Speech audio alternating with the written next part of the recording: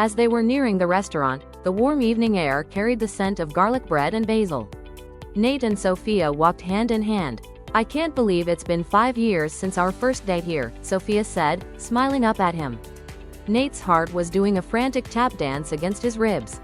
"Yeah, wow, time has flown by and we have had so many wonderful adventures since then," he replied, squeezing her hand. Inside, at their favorite corner booth, Miranda and Zhen were already settled. A bottle of Chianti sat between them, half empty. "You think he's going to go through with it?" Miranda whispered, her eyes sparkling with mischief. Zhen just grinned. "Have you ever known him to back down from something he really wants?" When Nate and Sophia arrived at the table, the conversation started easily, filled with the comfortable laughter of old friends.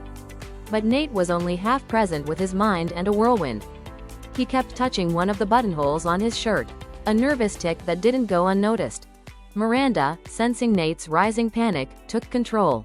"Oh my god, that reminds me of the time that Jen tried to build that IKEA bookshelf." She began launching into an elaborate and hilarious story. She gestured wildly, drawing Sophia's full attention. As Miranda's story reached its climax, Jen caught Nate's eye.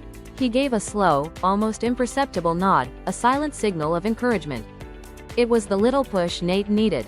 The moment was here. He needed to be bold and go for it, as he had been waiting for the moment for quite some time. The laughter from Miranda's story subsided. In the quiet pause that followed, Nate turned to Sophia and took both of her hands in his.